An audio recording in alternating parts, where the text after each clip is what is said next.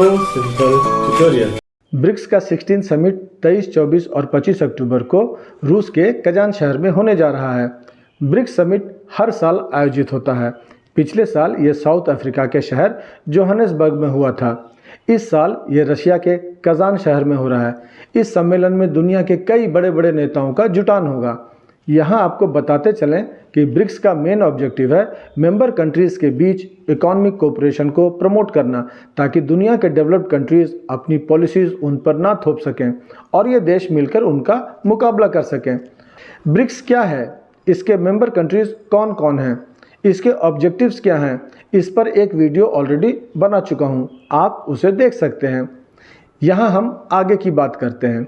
इस मीटिंग पर दुनिया की नज़रें टिकी हुई हैं। इस समय इंटरनेशनल सिनेरियो बहुत कॉम्प्लेक्स होती जा रही है।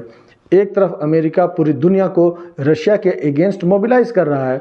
वो चाहता है कि भारत भी रशिया के खिलाफ खड़ा हो, जबकि भारत है कि रशिया को छोड़ने के लिए तैयार नहीं है। भारत और रूस के बीच गाढ़ी दोस्ती है, ये जग जाहिर है। दूसरी ओर अमेरिका और कुछ दूसरे देशों की चाइना से भी तनातनी है, पर यहाँ भारत चाइना के खिलाफ अमेरिका के साथ खड़ा दिखाई देता है। तो यह देखने के लिए इंतजार करना होगा कि भारत और चीन ब्रिक्स में अपनी भूमिका कैसे रखते हैं। जहां तक रशिया की बात है, यह बैठक उसके लिए बहुत इंपॉर्टेंट है।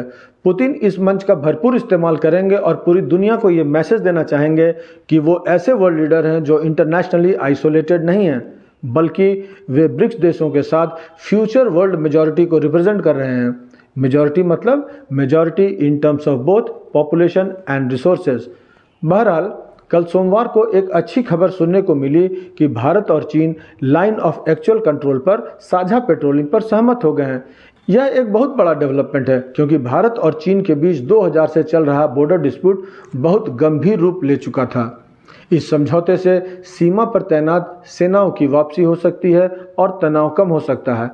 देखें, रशिया इस बात को समझता है कि यदि ब्रिक्स के रिलेवेंस को बनाए रखना है तो ये जरूरी है कि भारत और चीन के संबंध अच्छे नहीं तो नॉर्मल ही रहें, वे झगड़ा ना करें।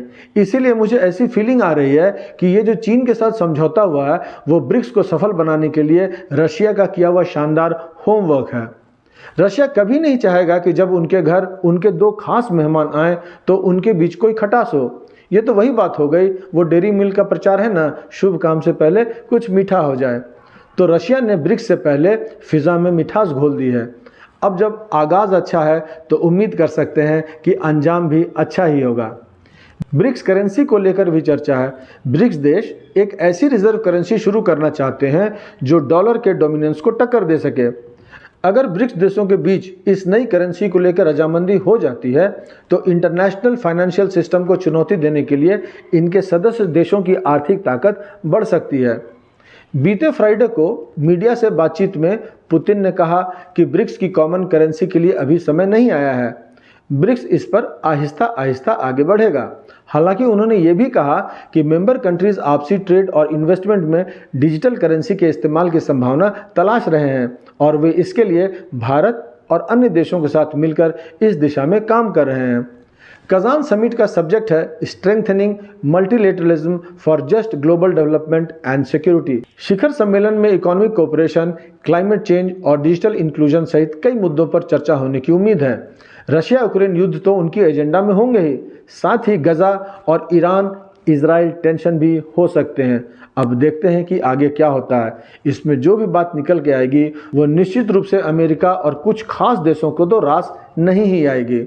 इधर अमेरिका जो प्रेशर कनाडा के थ्रू भारत पर बना रहा था, उसकी धज्जी उड़ाते हुए मोदी जी अपने विशेष विमान से कजान पहुंच गए हैं।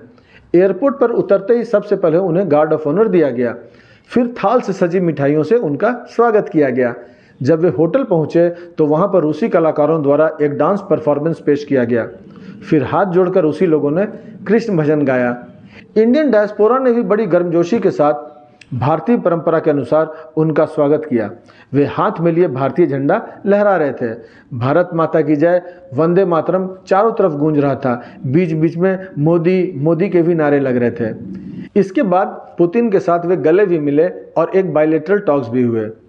अब जब 25 तारीख को यह कार्यक्रम संपन्न हो जाएगा तब देखने की बात होगी कि कजान मंथन से क्या निकला।